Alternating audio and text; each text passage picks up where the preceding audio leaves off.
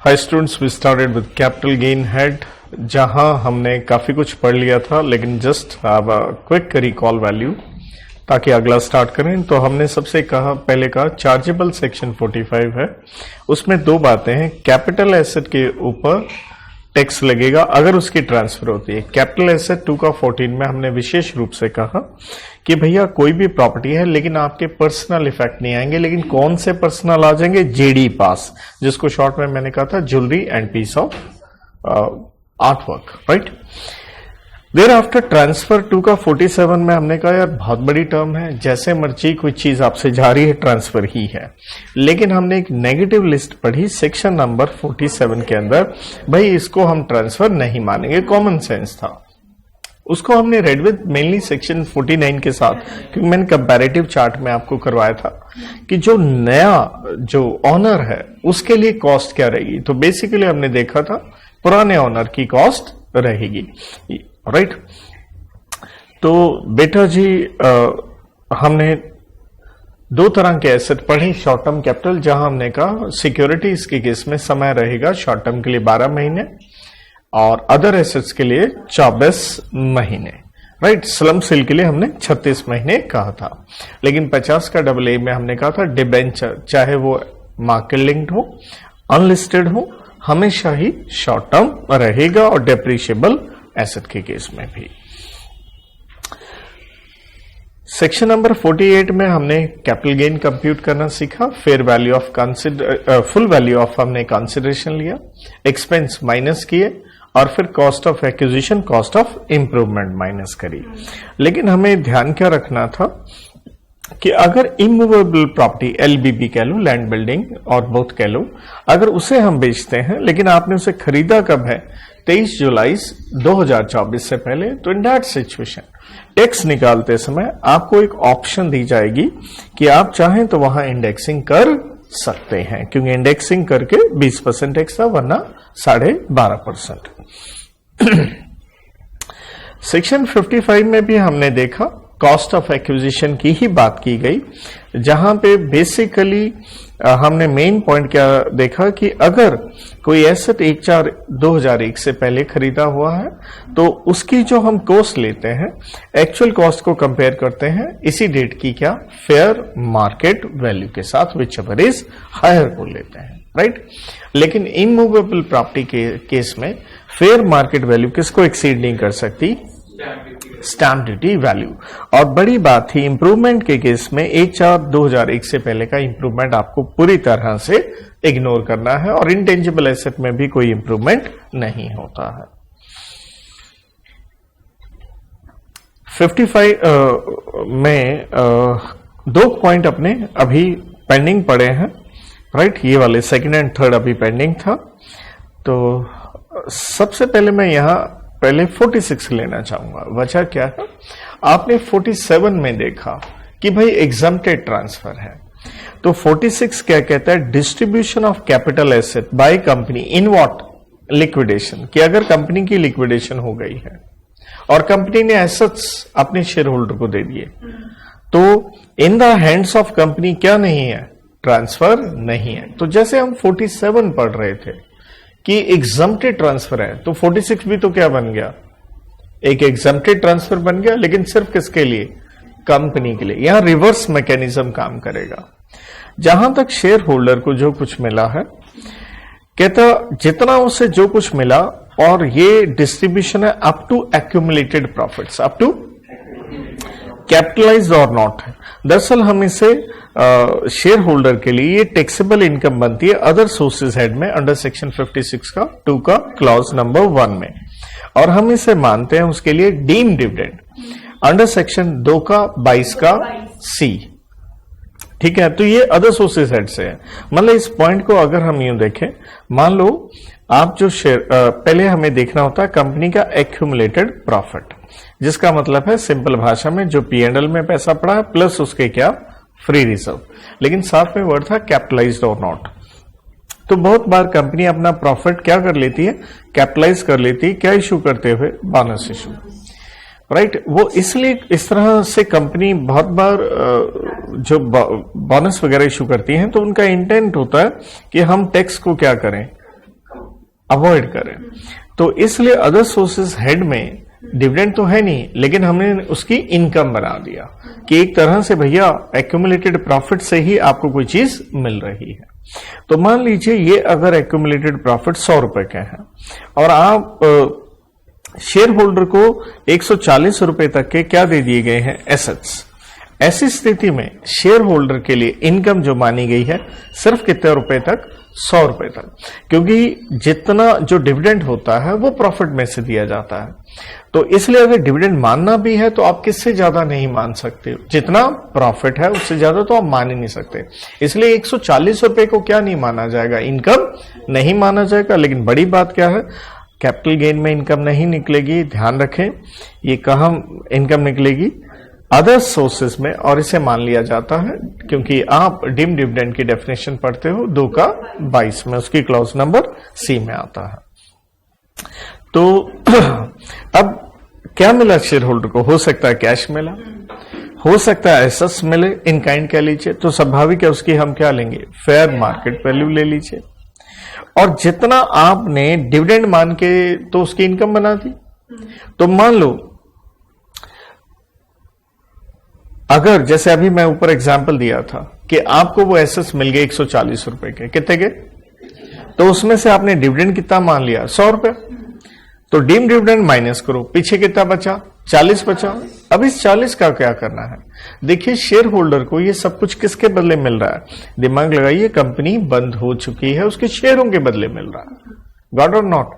तो that means पीछे बचे 40 रुपए, उसे हम मानेंगे कैपिटल गेन हेड के लिए उसकी कॉन्सिडरेशन, और माइनस क्या कर देंगे, कॉस्ट ऑफ एक्विजिशन। स्वाभाविक है किसकी कॉस्ट ऑफ एक्विजिशन, उसके शेयरों की। बैलेंस जो निकल के आएगा वो क्या निकल आएगा, obviously capital gain short term या लॉन्ग टर्म। तो कहने का मतलब है शेयर होल्डर को टैक्स तो लग रहा है वो 140 पे, लेकिन उसके कंपोनेंट कितने हो गए बेटा, 2 हो गए। एक अदर सोर्सेज में चला गया, दूसरा कहां चला गया, कैपिटल गेन के अंदर। और स्वाभाविक है जो पीरियड ऑफ होल्डिंग तो देखनी पड़ेगी। अगर आप शेयर बेचते हैं तो नेचुरल है जिस दिन आपने शेयर क्या किए थे, खरीदे थे, लेकिन हम पीरियड ऑफ होल्डिंग सिर्फ कहां तक लेके चलेंगे, till the date of liquidation, मतलब कहां तक नहीं लेंगे, जिस दिन आपने बेचे हैं। क्योंकि जनरली तो पीरियड ऑफ होल्डिंग कहां होता है, डेट ऑफ ट्रांसफर होता है। कहता है इफ कैपिटल एसेट रिसीव्ड, मान लीजिए अब ये जो आपको एसेट्स मिला था ना, तो ये भी एक आपके पास एसेट आ गया, मिलने के बाद कल आप इसे बेच रहे हो। If capital asset received is sold later on, तो कॉस्ट ऑफ एक्विजिशन उस कैपिटल एसेट की क्या होगी, फेयर मार्केट वैल्यू होगी। तो नेचुरल है, मान लो यहां पे मान लीजिए आपको प्लॉट मिल गया, मान लीजिए, ठीक है, जमीन का टुकड़ा मिल गया, उसकी फेयर मार्केट वैल्यू 100 रुपए थी, कल आपने 150 का उसे बेच दिया, तो 150 तो कॉन्सिडरेशन हो गई। अब उसकी कॉस्ट क्या लेंगे, स्वाभाविक है ये फेयर मार्केट वैल्यू लेंगे। क्यों लेंगे, क्योंकि इसी के ऊपर आपको पहले क्या लग रहा था, टैक्स लग रहा है। Is that okay? तो इसके बाद फिर से हम आते हैं 55 में, हमारा कुछ ये पेंडिंग रह गया था। यहां पे पहले हम बात करेंगे राइट शेयर्स की, जो आप कंपनीज एक्ट में सेक्शन 62 का 1 का ए में पढ़ के आते हैं, राइट। देखिए right share existing share holder का हक होता है, वो ले भी सकता है या अपना छोड़ भी सकता है। अगर वो ले लेता है तो स्वाभाविक है ये मुफ्त में शेयर नहीं मिलते बोनस शेयर की तरह, तो आपकी कॉस्ट क्या हो जाएगी, अमाउंट पेड टू कंपनी, ठीक है, जितने पैसे दिए तो कल बेचोगे वो माइनस हो जाएगा। लेकिन सम टाइम क्या होता है, आप अपना राइट अपने पास नहीं रखते हैं, शेयर खरीदने का राइट आप आगे किसको बेच देते हैं, ट्रांसफर कर देते हैं। इसके लिए हम लीगल वर्ड क्या इस्तेमाल करते हैं, रिनाउंस्ड। तो रिनाउंस का मतलब हक बेचा है। तो ऐसी स्थिति में क्या होगा, जब आप किसी को हक आगे दे रहे हैं, या तो आप मुफ्त में दे सकते हैं, मुफ्त में दिया तो आपके लिए कोई कैपिटल गेन नहीं है। लेकिन अगर आप अपने हक के कुछ क्या ले रहे हैं, पैसे ले रहे हैं, तो ऐसी स्थिति में जो आप पैसा ले रहे हो वो बन जाएगा क्या, फेयर वैल्यू ऑफ कंसिडरेशन, वो सेलिंग प्राइस। लेकिन माइनस क्या करेंगे, नील कॉस्ट। क्यों, क्योंकि हक की कोई कॉस्ट तो आपकी थी ही नहीं। और स्वाभाविक है यहां गेन 100% क्या निकलेगा, शॉर्ट टर्म कैपिटल गेन। क्यों, क्योंकि आप कंपनीज एक्ट में पढ़ते हैं, ये जो राइट शेयर का राइट आपने एक्सरसाइज करना होता है, इसका एक मिनिमम समय होता है, ठीक है। क्योंकि अगर आप सेक्शन में देखते हैं तो 15 दिन है, रूल्स के हिसाब से मिनिमम 7 दिन और मैक्सिमम 30 दिन होते हैं, तो हुए ही 30 दिन मैक्स, तो शॉर्ट टर्म ही रहेगा। लेकिन अब एक स्थिति और आती है, मान लीजिए जिसने आपसे आपका ये हक खरीदा उसे हम कहेंगे परचेसर ऑफ रिनाउंस राइट। अब उस बेचारे के लिए कॉस्ट क्या हो गई, मान लो 100 रुपए उसने आपको दिए, उसको राइट मिला, राइट मिलने के बाद उसने कंपनी से क्या खरीदे, शेयर खरीदे, शेयर खरीदे तो 500 कंपनी को दिए, तो उसकी कॉस्ट 500 नहीं मानी जाएगी, कितनी मानी जाएगी, 600 रुपए। Amount paid to company plus amount paid to acquire what right. और स्वाभाविक है उसकी पीरियड ऑफ होल्डिंग वहां से नहीं काउंट करनी जिस दिन आपसे उसने राइट खरीदा था, रादर जिस दिन उसको शेयर क्या हुए थे, अलॉट हुए थे। इसी का थोड़ा रिवर्स कह लीजिए, बोनस शेयर, जिसे आप कंपनीज एक्ट में सेक्शन 63 में पढ़ते हैं और आप जानते हैं वो शेयर मुफ्त में होते हैं। तो कहता अगर मिले ही 1/4/2001 से पहले हैं, तो हमने बात बड़ी क्लियर कर ली थी, अगर 1/4/2001 से पहले कोई एसेट आपको मिला होता है तो हम उसकी कॉस्ट लेते हैं एक्चुअल कॉस्ट और फेयर मार्केट वैल्यू, स्वाभाविक है विच एवर इज हायर। तो यहां आपकी एक्चुअल कॉस्ट तो नहीं ली है, तो नेचुरल है यहां पे आपकी कॉस्ट फिर क्या बन जाएगी, whichever is higher, fair market value ही बनेगी। और पीरियड ऑफ होल्डिंग तो कहां से रहेगा, अलॉटमेंट की डेट से till the date of transfer.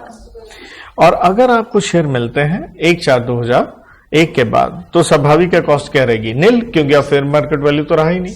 लेकिन एक बीच में समस्या और आ गई, देखिए अगर आपको ये शेयर मिले हैं 1/2/18 से पहले, और कहता है अगर कौन सा सेक्शन लग रहा है, 112 का ही, अभी हम डिटेल में 112 का ही, वैसे तो हम बेसिक्स में long term capital gain tax rate पढ़ चुके हैं, अभी हम पढ़ेंगे उसके ऊपर, तो वहां डिटेल में बात करेंगे। मोटा मोटा कहना है तो आप कह सकते हो कि ऐसी स्थिति में उसकी फेयर मार्केट वैल्यू कौन सी डेट की ले ली जाएगी, 31, क्योंकि यहां बिफोर लिखा है 1 Feb राइट, लेकिन 112 का ए में हम देखते हैं इसे।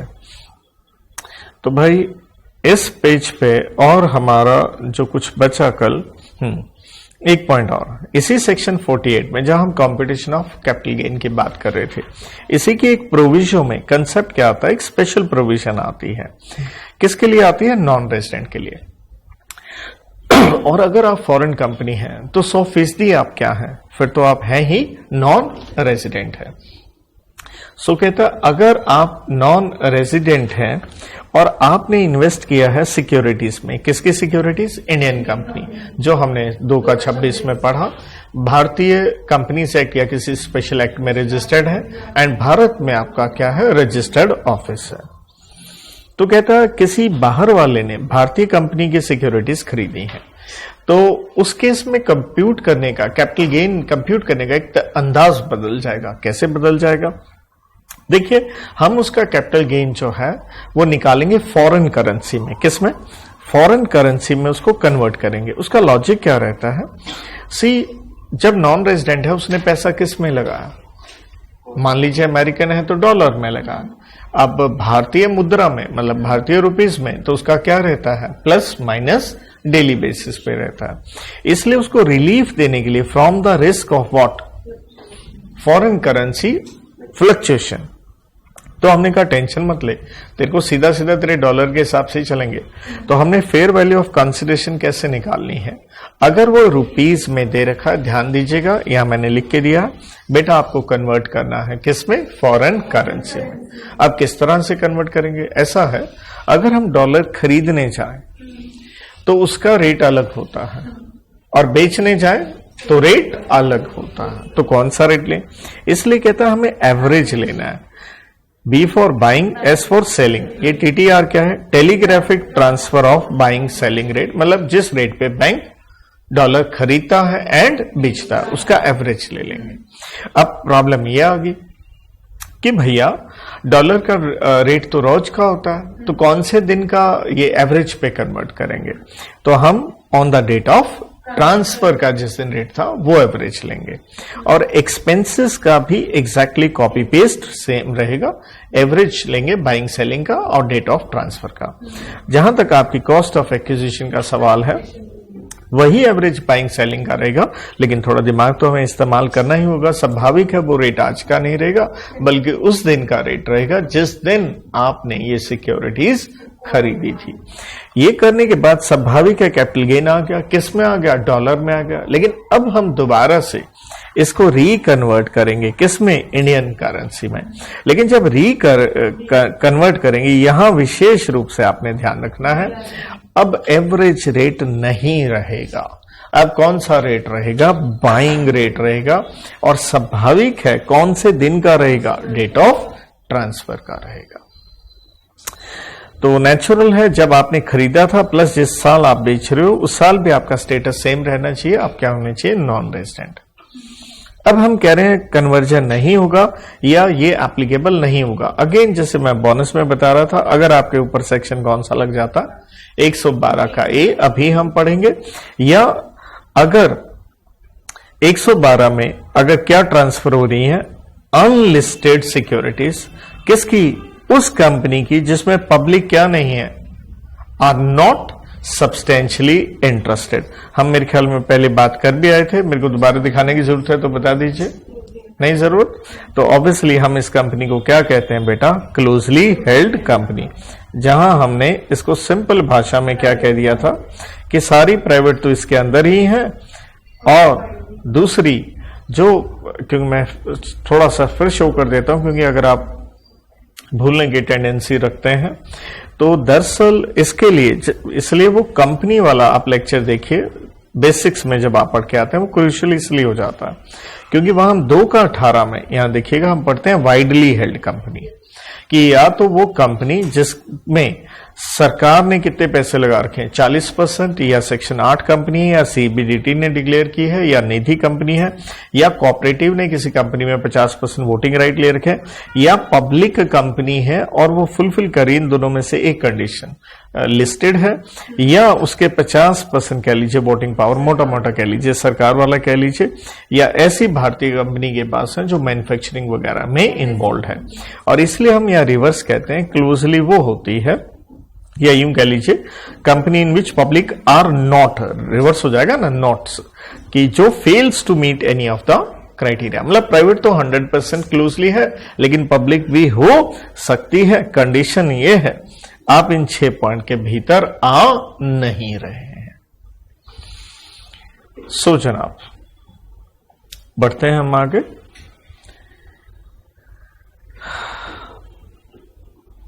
तो ये यहां से हो गया भाई, और इसके बाद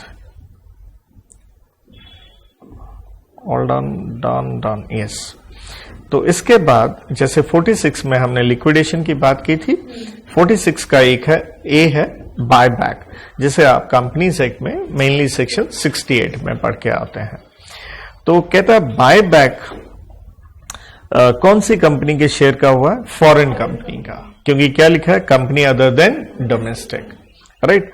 तो फॉरेन कंपनी का ने अगर अपने शेयर्स खरीदे हैं, so under head capital gain ही आएंगे, लेकिन ध्यान रखना है यहां टैक्स कंपनी पे थोड़े लगेगा, किस पे लगेगा, शेयर होल्डर, क्योंकि इतना तो दिमाग लगाइए, अंत में तो कौन बेच रहा है, शेयर होल्डर अपने शेयर कंपनी को दे रहा है, राइट।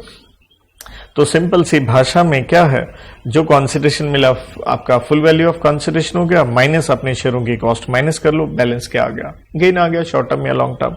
लेकिन अगर आप डोमेस्टिक कंपनी है, सारा मौसम चेंज हो गया। कहता अगर आप डोमेस्टिक कंपनी है, सॉरी हम अदर्स कैपिटल गेन हेड में टैक्स नहीं लगाएंगे, बल्कि कहां लेके जाएंगे, अदर सोर्सेस में, और हम इसे क्या मानेंगे, deemed as dividend, deemed dividend. और अगेन जैसे मैं सेक्शन बता रहा था 2 का 22, लेकिन यहां क्लॉज नंबर क्या आ गई, एफ आ गई, जैसे आपने लिक्विडेशन में देखा था क्लॉज क्या थी, सी थी, ठीक है। तो अब करना किस तरह से, ध्यान दीजिएगा, जब मैं बात कर रहा हूं किस चीज की, डीम्ड डिविडेंड की, deemed dividend obviously other sources head में हम सब पढ़ेंगे, तो मैंने ऊपर भी जैसे बता दिया था, अप टू व्हाट क्या होता है, एक्यूमुलेटेड प्रॉफिट्स होता है, ठीक है जी। जो यहां मैंने थोड़ा समझाने की आपको बात करी थी कि अप टू आपका ऑब्वियसली एक्यूमुलेटेड प्रॉफिट्स वाली चीज चलती है, लेकिन यहां पे थोड़ा सा आपको ध्यान देना होगा, किस तरह से, थोड़ा मैं आपको अदर सोर्सेज का यहां शो करता हूं। तो जब हम अदर सोर्सेज में करेंगे, ये डिविडेंड आप देख रहे हो और डीम्ड डिविडेंड, ये 2 का 22। यहां पे अगर आप देखोगे ना तो हर जगह वो डीम डिविडेंड हम मानते हैं अप टू एक्यूमुलेटेड प्रॉफिट्स, जैसे क्लॉज सी भी था। लेकिन अभी मैं किसकी बात कर रहा हूं, एफ की बात कर रहा हूं। एफ के अंदर एक्यूमुलेटेड प्रॉफिट वर्ड नहीं है। So this is what you have to take care. लेकिन नो डाउट ये सब चीजें आप कहां कीजिएगा, अदर सोर्सेस में, ठीक है। तो भाई तो फिर यहां पे क्योंकि बाद में क्या पढ़ते समय अगर आप हार्मोनाइज नहीं करते हो तो चीजें कई बार गड़बड़ हो जाती हैं। तो ये अप टू एक्यूमुलेटेड प्रॉफिट है, यहां ऐसा नहीं है। तो चाहे साइड पे लिखना हो तो आप चाहे लिख के भी छोड़ सकते हो, not up to what accumulated profit, ऐसा कुछ नहीं है, राइट। तो कहता जो आपको बायबैक हुआ, कहता हम मान लेंगे डिविडेंड, लेकिन कोई आपको क्या नहीं मिलेगी, डिडक्शन नहीं मिलेगी इसमें से, क्योंकि अगेन ये डिडक्शन आप कहां पढ़िएगा, अदर सोर्सेज हेड में हम पढ़ते हैं। अदर सोर्सेज हेड में हम इसे जाके कहां पढ़ते हैं, अंडर सेक्शन 57 में वो आता है। अब बात आती है कैपिटल गेन हेड की। तो क्योंकि आपके तो शेयर चले गए, तो कहता है कंसीडरेशन हम क्या लेंगे, नील लेंगे। अरे क्यों नील लेंगे, क्योंकि आपने टैक्स कांट ठोक दिया अदर सोर्सेज में। लेकिन अब उसमें से कॉस्ट माइनस करेंगे तो नेचुरल आंसर क्या आना है, लॉस ही आना है यार। और लॉस कौन सा आएगा, या तो शॉर्ट टर्म या क्या आएगा बेटा, लॉन्ग टर्म। और वो आपको मालूम है जो लॉस होता है वो गेन में से हम क्या कर सकते हैं, सेट ऑफ कर सकते हैं। फिर हम क्या कर सकते हैं, उसे कैरी फॉरवर्ड। तो जो शॉर्ट टर्म लॉस होता है सेक्शन 74 में, वो कहीं से भी एडजस्ट कर सकते हो, शॉर्ट टर्म गेन या लॉन्ग टर्म गेन। और आने वाले कितने साल तक, 8 साल। लेकिन जो लॉन्ग टर्म लॉस होता है वो बेटा सिर्फ कहां से एडजस्ट होगा, लॉन्ग टर्म गेन में से होगा और आने वाले 8 साल होगा। तो ये पेज यहां समाप्त होता है। तो जैसे मैंने कहा था कि पिछला जो लेक्चर लगाए वो बहुत टाइट था और बड़ा जरूरी था कि मैंने जो कंसेप्ट करवाए, मैंने कहा यार उनके ऊपर एक एक आप क्या कर लीजिएगा, क्वेश्चन कर लीजिएगा, क्योंकि जब आप करते हैं तभी आपको क्या मिलती है, यूटिलिटी। तो आज का जो है इतना कोई वो मतलब इतना कॉम्प्लेक्स बिल्कुल नहीं। अभी भी 2 पॉइंट आपने देखे, कोई गोल गोल मेरे को नहीं करना पड़ रहा। अब बात आती है सेक्शन 50 का भी, जो हमने स्लम सेल की बात करी। तो स्लम सेल का मतलब क्या, आपने एक पूरा हिस्सा, एक एंटायर अंडरटेकिंग का हो, यूनिट का हो या डिवीजन, अपना क्या कर दिया, ट्रांसफर।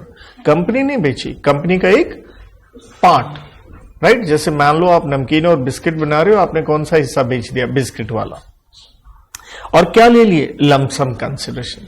आपने एक एक एसेट का नहीं किया वैल्यूएशन। तो इसलिए without assigning values to the individual assets और लायबिलिटीज, वो पूरा हिस्सा बेच दिया। अब पीरियड ऑफ होल्डिंग कहां से लेंगे, कहता है इफ अंडरटेकिंग हेल्ड फॉर, ये मैंने आपको पहले ही बता दिया था, अप टू 36 महीने है तो क्या लेंगे, short term gain. Short term gain पे नॉर्मल रेट लगते हैं और लॉन्ग टर्म गेन पे बिना इंडेक्सिंग के पहले बताया था टैक्स रेट क्या रहता है, 12.5। आज दोबारा देख लेंगे हम। लेकिन कहता है गेन कैसे निकालेंगे, थोड़ा अंदाज यहां चेंज होने वाला है।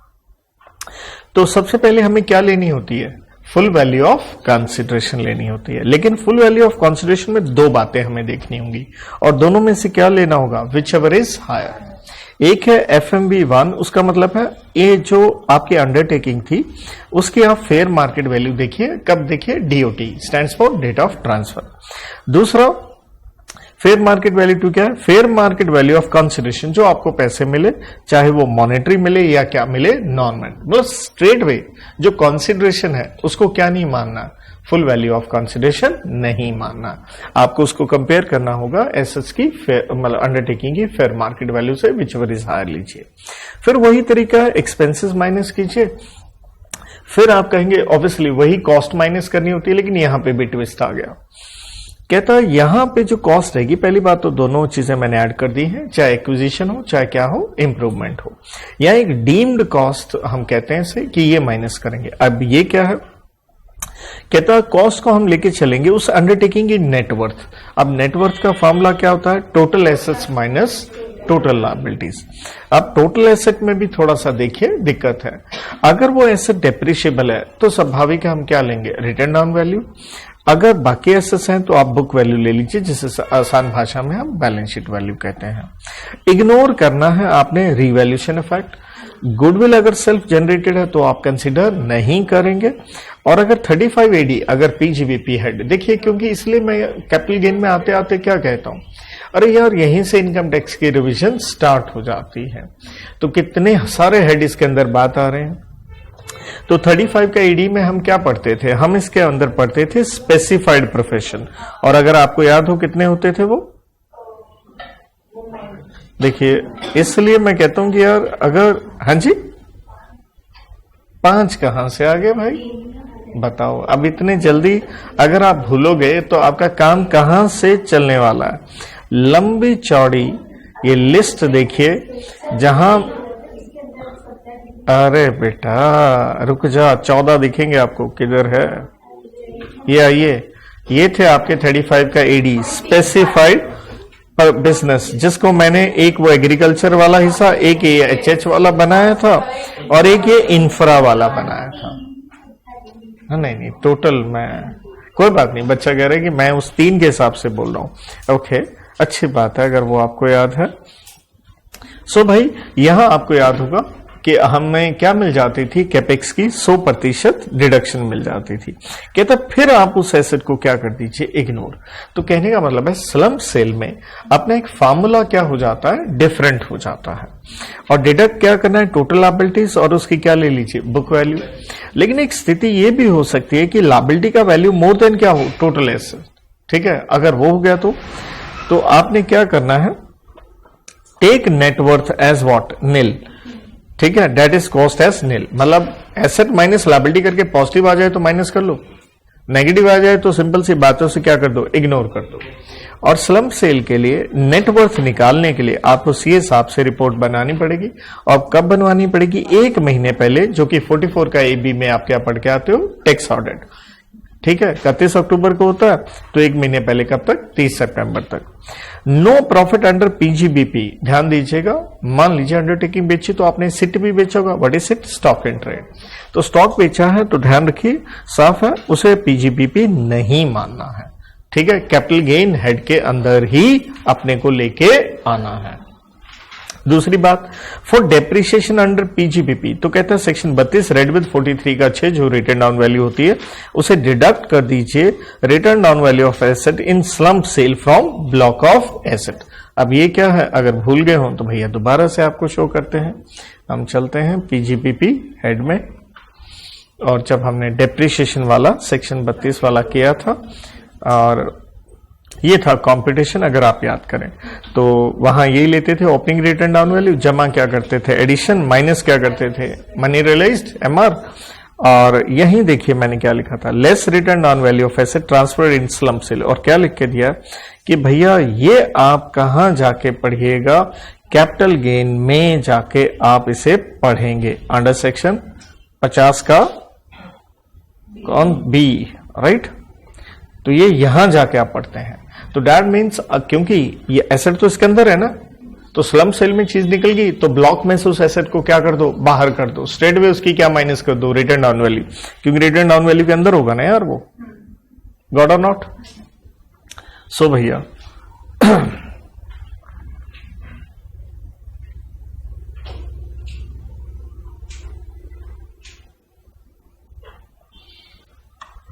तो एक बार इसे थोड़ा कोशिश करें, आपको याद हो तो स्लम्प सेल 50 का बी में क्या है, आपने एक अंडर कंपनी का एक हिस्सा, अंडरटेकिंग यूनिट डिवीजन जो आप कहना चाहें, उसे बेच दिया है, लमसम में बेचा, एक एक एसेट लायबिलिटी की वैल्यूएशन नहीं करी है। तो यहां पे ध्यान ये रखना है कि जो समय है, पीरियड ऑफ होल्डिंग, वो 12-24 में नहीं जाएगा, सीधा 36 महीने में जाएगा, शॉर्ट टर्म या लॉन्ग टर्म के हिसाब से। अब जो कंपटीशन करने का जो हमारा अंदाज था, तरीका था, उसमें यहां पे क्या आ गया बेटे, यहां पे आ गया बदलाव, क्योंकि थोड़ा तरीका डिफरेंट हो गया, क्योंकि फुल वैल्यू ऑफ कंसिडरेशन तो वही है, लेकिन 2 चीजों का हायर लिया, एक जो कंसिडरेशन मिली जिस मर्जी रूप में मिली, और fair market value, minus expense वही हो, माइनस कॉस्ट, एक्विजिशन इंप्रूवमेंट अलग नहीं करना है, स्ट्रेट वे आपको क्या माइनस करनी है, नेटवर्थ। अब नेटवर्थ निकालने का फॉर्मूला है total asset minus total liability. Liability simple है, बुक वैल्यू ले लीजिए, खत्म कीजिए। और टोटल एसेट में थोड़ा ध्यान रखना होगा, डेप्रिशिएबल है तो रिटर्न डाउन वैल्यू लीजिए, बाकियों में बुक वैल्यू ले लीजिए। और प्लीज ध्यान रहे रिवैल्यूएशन को कंसीडर नहीं करना है। और आपके गुडविल सेल्फ जनरेटेड है तो नहीं लेंगे उस एसेट। और 35 का एडी में कैपेक्स पे 100% डिडक्शन मिला तो उस एसेट को भी नहीं लेना। और एक चीज का और विशेष ध्यान रखें, अगर लायबिलिटी मोर देन एसेट है तो देखिए फिर कुछ नहीं माइनस करना, नील ही लेके चलेंगे, राइट। और पीजीबीपी हेड के साथ तो देखिए हमें उसे हार्मोनाइज करना ही पड़ा। इसके बाद सेक्शन आता है 51 को पहले लेते हैं हम। वैसे तो 50 में काफी कुछ है लेकिन ये छोटा सा है, इसको साइड पे करते हैं।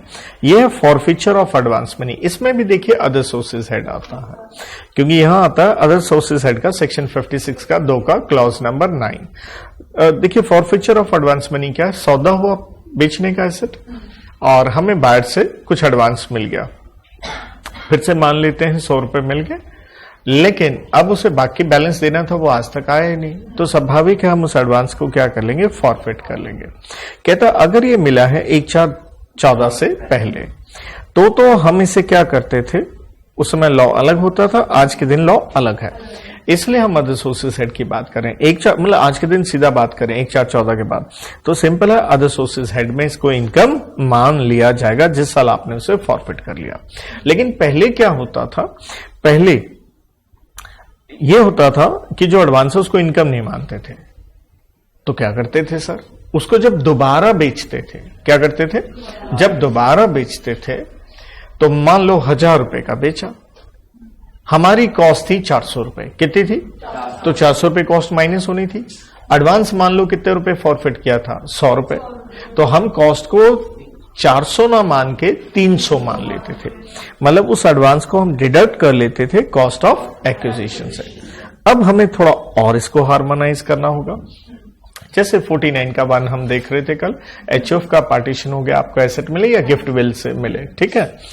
तो कहता है ये माइनस नहीं करना, not to be deducted if advance received by what, previous owner, जो 49 का 1 में हमने किया था। तो दैट मीन्स अगर आपके पिताजी एडवांस लिए थे, फॉरफिट किए थे, आपको गिफ्ट में एसेट दे दिए हैं, तो यूं तो आपकी कॉस्ट नील थी, लेकिन 49 का 1 में हमने पढ़ा था कॉस्ट किसकी लेंगे, प्रीवियस ओनर की। तो अगर पिताजी ने ये एसेट 400 का खरीदा था, 100 रुपए एडवांस फॉरफिट किया था, तो कॉस्ट आपकी 400 ही रहेगी, वो 100 रुपए माइनस नहीं की जाएगी। और नेचुरल है एक तरह से एडवांस, पहले क्या होता था 1/4/14 से पहले टैक्सेबल एक तरह से किस साल में हुआ, इन द ईयर ऑफ ट्रांसफर, जब बेचेंगे दोबारा तभी होता था, वरना नहीं होता था। सेक्शन नंबर 50 में आता है आगे 50 का सी। तो देखिए 50 का सी हम अदर सोर्सेज हेड में 56 का 2 का 10 में पढ़ते हैं, और नो डाउट पीजीबीपी हेड में भी सेम यही, अंडर सेक्शन कौन सा, 43 का सी, राइट। सो 50 का सी है SDV, stamp duty value as full value of consideration.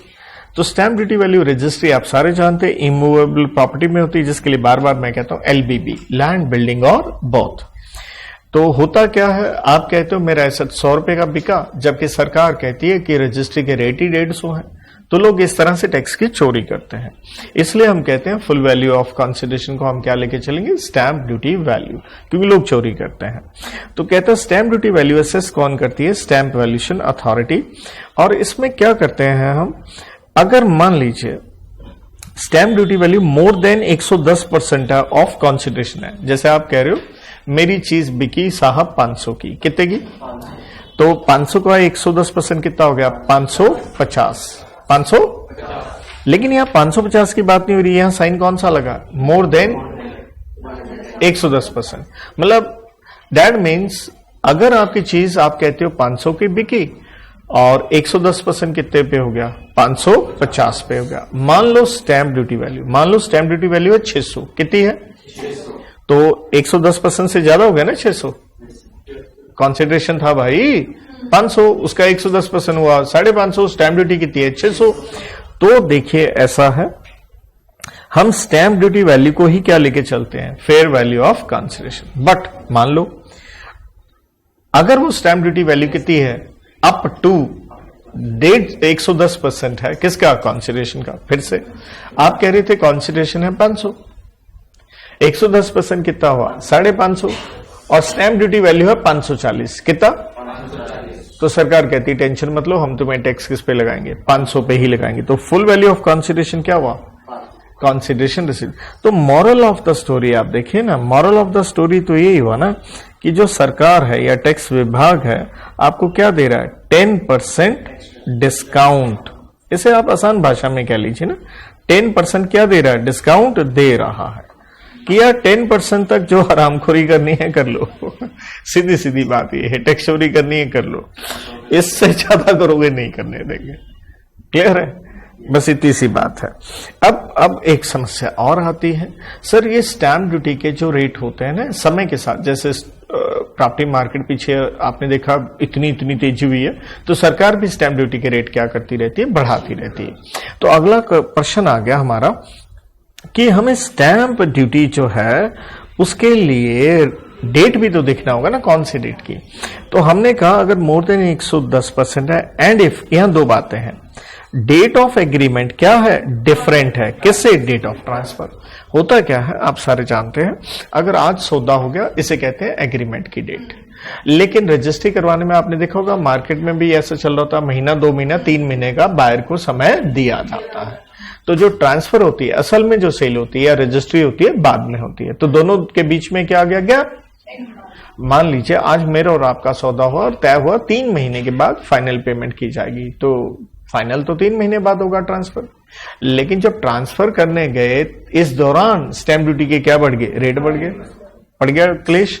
तो स्टैंप ड्यूटी कौन से डेट की ली जाएगी? एग्रीमेंट की या ट्रांसफर की? दो बातें हैं। अच्छा यहाँ ध्यान दीजिएगा, यहाँ दो सिचुएशन टिक टिक मेरे नोट्स में आप जानते हो सेम जा रहा है। और कहता है दूसरी बात क्या है, एक तो दोनों में डेट्स में डिफरेंस आ गया, दूसरी बात है जो कंसीडरेशन है वो देखिए नॉर्मली तो क्या होता है, पहले जब एग्रीमेंट होता है एडवांस ही दिया जाता है, फिर भी इन्होंने लिख दिया चाहे क्या दिया गया है, होल या पार्ट, चाहे 10% हो 5% हो, कोई रोड़ा नहीं है। और वो पैसा आपने लिया व्हाइट मनी में, इज रिसीव्ड बाय अकाउंट पेई, चेक, ड्राफ्ट और इलेक्ट्रॉनिक क्लियरिंग सिस्टम। यहां पे अगर आप फिर से देखिए अपना लिंक कीजिए तो आप कहां क्या पढ़ के आते हैं, पीजीबीपी हेड, तो आपको याद हो सेक्शन नंबर क्या था, एनीवन? अरे भाई यही व्हाइट वाला 40 का ए का 3।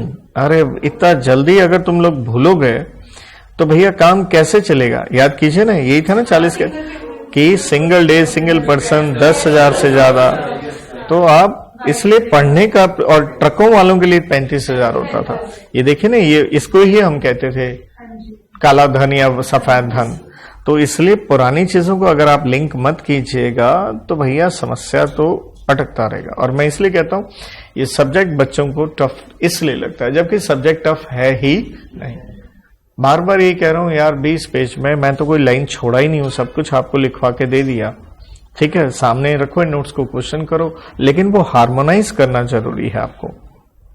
तो कहता अगर ये पैसा रिसीव हुआ है किससे, अकाउंट पे चेक या डिमांड ड्राफ्ट या इलेक्ट्रॉनिक क्लियरिंग सिस्टम, सफेद में पैसा लिए हो, कब लिए हो, ऑन या before, DOA stands for date of agreement. तो फेयर वैल्यू ऑफ कंसिडरेशन हमने आपको बेनिफिट दे दिया, कब ले लिया, स्टैंप ड्यूटी वैल्यू ली है, लेकिन कौन सी डेट को ली है, on the date of agreement ली है, क्योंकि यह सफेद धन था, तो चाहे लिखना हो तो यहां क्या हो गया, व्हाइट मनी होगी यार, ठीक है ना, ये व्हाइट मनी होगी। लेकिन दूसरा रिवर्स क्या है, आपने ये पैसा नहीं लिया, अरे नहीं लिया तो क्या होगी, ब्लैक मनी होगी, ठीक है। तो जब ब्लैक मनी हो गई, क्योंकि आपने इससे तो पैसा लिया नहीं, कैश कुछ लेके बैठे हो गए या बेरर चेक वगैरह, तो कहता हम फेयर वैल्यू ऑफ कंसिडरेशन ले तो स्टैंप ड्यूटी वैल्यू ले रहे हैं, लेकिन यहां चेंज कर दिया हमने, कौन सी डेट ले ली, तो ट्रांसफर की डेट तक अगर रेट बढ़ा हुआ तो आप फंस गए, आपको ज्यादा टैक्स ठुकेगा। लेकिन आपको देखिए जैसे अभी मैं बात कर रहा था, ये आपको पता होना चाहिए ना कि पीजीबीपी में यही चीज आप कहां पढ़ के आते हैं, 40 का, ए का, किस में, 3 में, ठीक है। वहां पे वो मोर देन 10,000 वाला ट्रकों के लिए कितना होता है, 35,000, क्लियर। कहता इफ असेसी क्लेम्स, लेकिन असेसी कहता है साहब ये जो स्टैंप ड्यूटी पे आप मेरे को टैक्स ठोक रहे हो, ये ज्यादा है fair market value of property. आप जाओ ना मार्केट में देख लो, आप इतने में लोग बेचने को तैयार हैं, आप स्टैंप ड्यूटी का रेट ही ज्यादा रखे हो, ये तो अनफेयर है। और कहता है सच स्टैंप ड्यूटी वैल्यू, लेकिन अभी तक उस पर कोई डिस्प्यूट नहीं चल रहा, ना कोई अपील की गई है, ना ही कोई रेफरेंस दी गई है किसी अथॉरिटी को, कोर्ट में या हाई कोर्ट में कोई केस या अथॉरिटी के पास नहीं चल रहा। तो यहां पे असेसिंग ऑफिसर जो है मे रेफर वैल्यूएशन किसको, वैल्यूएशन ऑफिसर को। तो वैल्यूएशन ऑफिसर ने जो आपकी वैल्यू असर्टेन करी तो वैल्यूएशन ऑफिसर ने value ascertained by valuation officer, और उसने कहा नहीं जी ये जो वैल्यू है वो तो मोर देन क्या है फिर तो देखिए फुल वैल्यू ऑफ कंसिडरेशन क्या मान लेंगे, स्टैंप ड्यूटी। लेकिन अगर वो कहता है लेस देन क्या है तो फेयर वैल्यू ऑफ कंसिडरेशन क्या हो जाएगी, जो वैल्यू असर्टेन की है किसने, वैल्यूएशन ऑफिसर ने। देखिए बार बार मैं कहता हूं law is nothing but what, common sense. Her point के पीछे एक लॉजिक है एक सिचुएशन है। कई बार होगा एकदम जहन में आपको पेपर में ना याद आता हो, कोई फर्क नहीं पड़ता उससे, आप simply you have to use your brains over there. शांत रहें, कंपोज रहें, सही तरह से आप मैनेज कर पाओगे। इसके बाद 50 का सीए क्या कहता है, आपके पास अनकोटेड शेयर है, आसान भाषा में कह लीजिए अनलिस्टेड। लिस्टेड होते तो रोज का रेट नजर आ जाता, तो अनलिस्टेड शेयरों की वैल्यूएशन कैसे करें तो भाई वहां पे भी क्या होने वाली बेटा, मैनिपुलेशन। सो कहता उसकी भी आप क्या लीजिए, वहां तो स्टैंप ड्यूटी वैल्यू नहीं होगा, fair market value deemed as what, full value of consideration, right. अगर आप जो कंसिडरेशन कह रहे हो वो क्या कह रहे हो, less than fair market value. मान लो फेयर मार्केट वैल्यू 100 रुपए, आप कहते हो मेरे 150 के बिके, तो ठीक है फिर 150 पे टैक्स ठोको आप। लेकिन फेयर मार्केट वैल्यू 100 है, आप कहते हो 70 का बिका, सरकार कहती ना भैया फेयर मार्केट वैल्यू कितने का, 100 का है। 50 का डी कहता कोई और कैपिटल एसेट है इनके अलावा स्वाभाविक है। पहले क्या आ गया था आपका, इमूवेबल प्रॉपर्टी, फिर क्या आ गया था, अनकोटेड शेयर। इसके अलावा कहता कंसिडरेशन असर्टेनेबल नहीं है या डिटरमिन नहीं कर सकते, तो सिंपल सी बात है क्या लेंगे, फेयर मार्केट वैल्यू को हम ले लेंगे full value of consideration, right guys. तो इसके साथ इस पेज में हमारा एक सेक्शन बचता है 55 का ए ले लेते हैं हम। ये फिर से रेफरेंस दी जा रही है वैल्यूएशन ऑफिसर को, किसके द्वारा, एओ के द्वारा।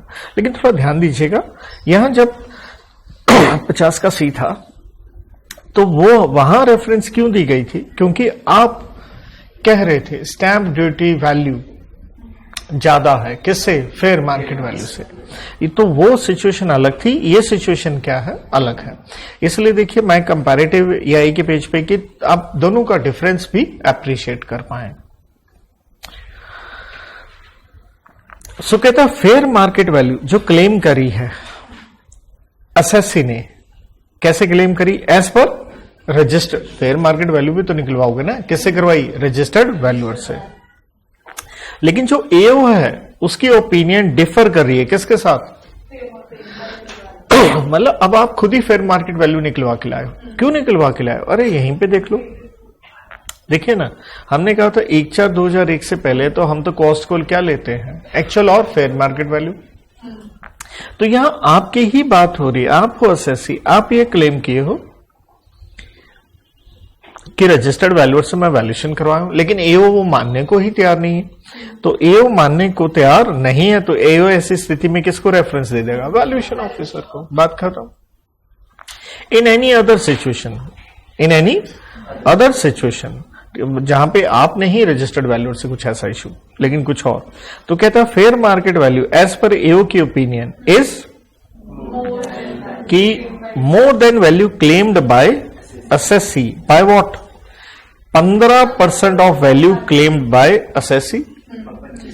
ठीक है, मतलब सिंपल लो, एक उदाहरण, आप कहते हो जी लाख रुपए की वैल्यू है, क्या है, अब फेयर मार्केट वैल्यू जो एओ की ओपिनियन है वो क्या कहता है, मोर देन, और वो कितने से मोर देन कह रहा है, 15%। वो कहता है लाख नहीं है, 1.25 लाख है या 1.5 लाख मान लो, कितना है तो उसके हिसाब से तो 50% टप गई, जबकि हम तो यहां क्या कह रहे हैं, कितना 15% भी चाहे टप जाए। या कितने रुपए से, monetary 25,000, which ever is what less, clear है, या 15% या क्या विच एवर इज लेस। इससे अगर ऑब्वियसली क्या हो रहा है, ठीक है, तो ऐसी स्थिति में वो हमेशा किसको वैल्यूएशन रेफर कर सकता है, एओ वैल्यूएशन ऑफिसर को। भी आप बताओ, taking into account obviously the nature of asset and other relevant factors. Okay बेटा, तो इसके साथ हम सेक्शन 54 पे आते हैं, एग्जाम्पशन पे। फिर टैक्स की बात करेंगे, वो तो याद कीजिए, हमने बेसिक्स में भी आपको करवा रखे हैं, लेकिन चलो रिपीट कर लेंगे। बट 54 बहुत हल्का है, आप इसको ये एक ही पेज पे परफेक्ट मैंने लिख के दिया है। तो यहां पे ना आपको यहां पे 5 डब्बे दिख रहे हैं, तो 5 एग्जाम्पशन दिख रहे हैं, लेकिन टोटल 6 है। कितनी है? 6 है, लेकिन मैं फिर कहूंगा 5 है। क्यों? क्योंकि जो छठी मैंने यहां ऊपर लिख के दी है वो एक वर्ड का है, उसका कोई एसएच वो इंडिपेंडेंट नहीं है, यूं कह लो, वो सबके ऊपर ही एप्लीकेबल होगी। तो आपको एक एग्जाम्पशन अच्छे से कर लो, पहले एक अच्छे से कर लोगे ना, बाकी सारी मलाई की तरह हो जाएंगे। तो पहली बात मैंने शायद पहले भी जिक्र किया हूं कि सेक्शन जो 10 है वो मदर सेक्शन है एग्जाम्पशंस का, लेकिन वहां एग्जाम्पशन इनकम से संबंधित है। और 54 में आपको एग्जाम्पशन किस बात की मिलती है, ये इन्वेस्टमेंट करो एंड एग्जाम्पशन पाओ। क्लियर? ये इन्वेस्ट करो और एग्जाम्पशन लो, नहीं करोगे नहीं मिलेगी। ये वैसा नहीं है, सैलरी हेड किए थे, सेक्शन 16 में स्टैंडर्ड डिडक्शन था, है ना, 50-75 हजार वाला, और 24 का ये हाउस प्रॉपर्टी हेड किए थे, वहां 30% ऑफ नेट, वो तो डायरेक्ट मिल रहा था आपको। यहां ये है आप इन्वेस्ट करो और एग्जाम्पशन पाओ। तो इस तरह से ये बेसिस के कॉलम चलते जाएंगे। पहली एग्जाम्पशन है 54, मैंने आसान भाषा में ऊपर लिख दिया, घर बेच के आपने क्या लिया, घर। तो ये एग्जाम्पशन सिर्फ 2 ही एसएससीज को अवेलेबल है, इंडिविजुअल एंड एचयूएफ। घर बेचा है, इसलिए देखिए तवज्जो दिया मैंने वर्ड क्या लिखते हुए, residential house property, RHP, commercial नहीं है, बिकॉज गलती ना करें, हाउस प्रॉपर्टी हेड में तो ऑब्वियसली रेंट चाहे कहां से आ रहा हो, कमर्शियल से आ रहा हो, यहां कमर्शियल नहीं है, घर वर्ड लिखा है।